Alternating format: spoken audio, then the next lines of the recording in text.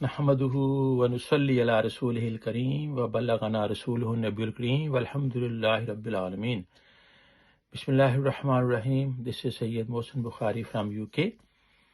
آج میں قرآن پاک کے جو بہترین قسم کے قصے ہیں، حکایات ہیں، ان میں سے ایک دلچسپ قصہ آپ کو سنانا چاہتا ہوں. یہ سورۃ بقرہ کی آیت نمبر 260 ہے. سورۃ بقرہ قرآن پاک کا دوسرا سورہ اور اس کی آیت نمبر 260 ہے، جس میں حضرت ابراہیم علیہ السلام اللہ تعالیٰ سے دعا کر رہے ہیں. تو میں آپ کو اس کا ترجمہ بتاتا ہوں. اللہ تعالیٰ فرماتے ہیں، اور یاد کرو جب ابراہیم نے عرض کیا. اب یہ یاد کرو، یہ تو اس طرح ہے جیسے ہم کچھ لوگ اکٹھے ہوں اور پھر کہیں کہ یاد ہے پچھلی دفعہ ہم ملے تھے. تو یہ تو یاد کرانے کا مقصد یہ ہے. تو اس میں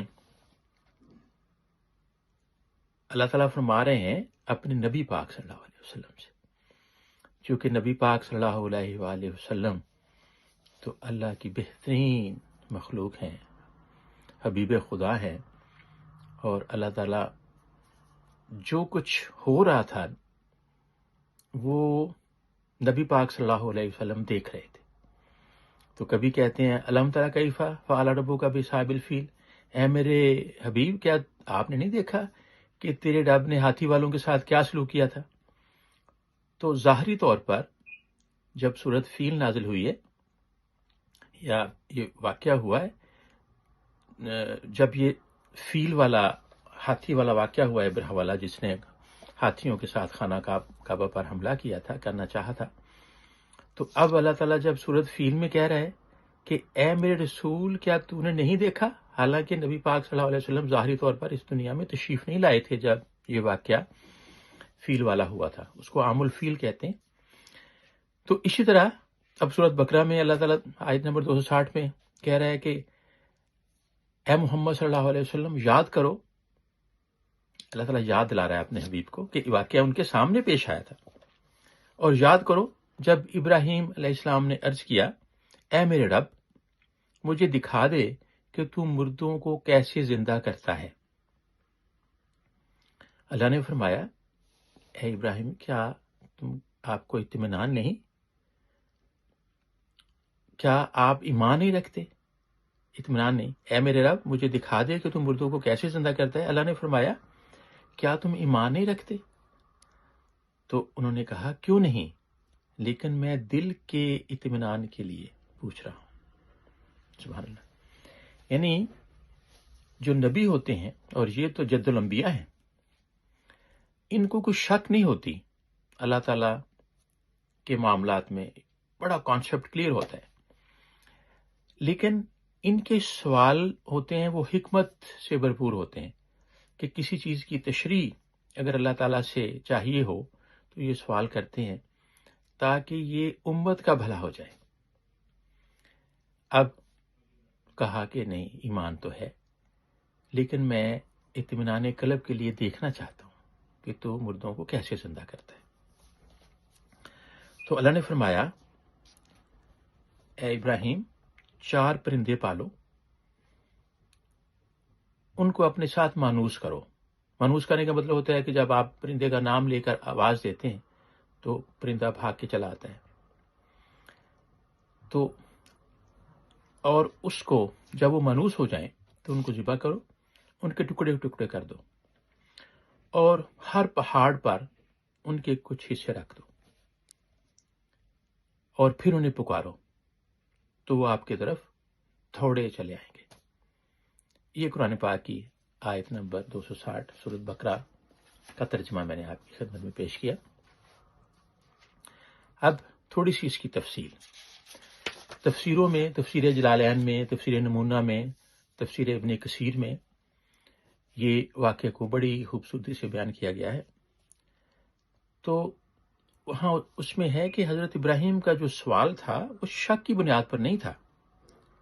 اس سے معلوم ہوا کہ ایمان کے درجات ہیں. ایک ہے علم الیقین، کہ علم ہے، یقین ہے اللہ کی ذات پر کہ وہ قادر مطلق ہے، سب کچھ کر سکتا ہے. دوسرا ہے عین الیقین، کہ آنکھ دیکھ لے، اور آنکھ جب دیکھتی ہے تو دل کو اطمینان ہو جاتا ہے.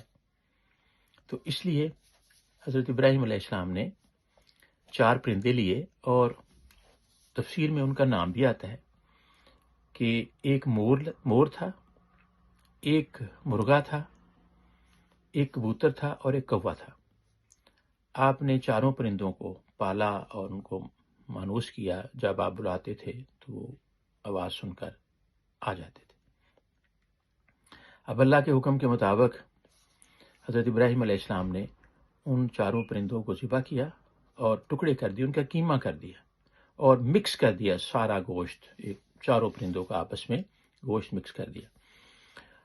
اور بستی کے باہر 7 یا 9 پہاڑیاں تھیں.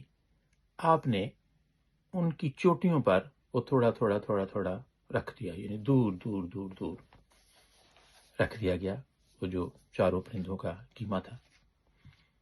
اب آپ نیچے تشریف لائے پہاڑیوں سے، اور آپ نے ان پرندوں کا نام لے کر ان کو پکارا.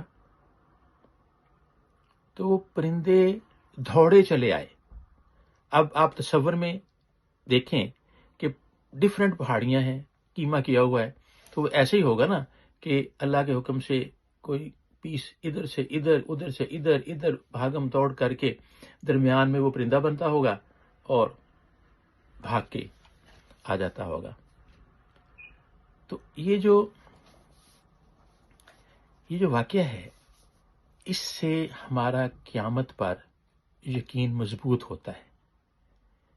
کہ کچھ لوگوں کا خیال ہے کہ ہڈیاں پوسیدہ ہو جائیں گی، اور پھر یہ بھی ہوتا ہے کہ یہ روز محشر، یہ ایک روایت ہے کہ روز محشر جب اللہ تعالیٰ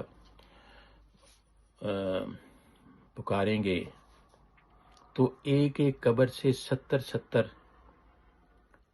جو انسان ہیں، ان کی جو ڈیڈ باڈیز ہیں وہ نمودار ہوں گی.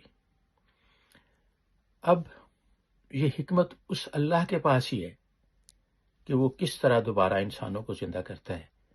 تو یہ جو قرآن پاک میں یہ جو چیزیں ہیں اور نبیوں کے جو سوال ہیں، یہ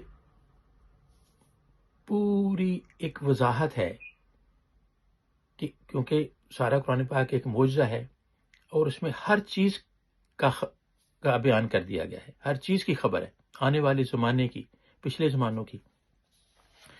تو قیامت کے دن جب اللہ تعالیٰ بلائے گا تو سارے زندہ ہوں گے. تو یہ ایک بہت زبردست واضح مثال ہے جو حضرت ابراہیم علیہ السلام نے پرندوں کو بلایا اور ان کے سامنے وہ آئے تو ان کو یقین ہو گیا کہ ہاں اللہ زبردست حکمت والا ہے.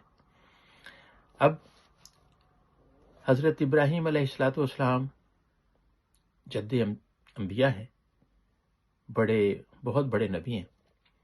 اب ان کو میں سمجھانے کے لیے کہ انہوں نے کہا کہ اللہ آپ پر ایمان تو ہے لیکن میں اطمینان قلب چاہتا ہوں.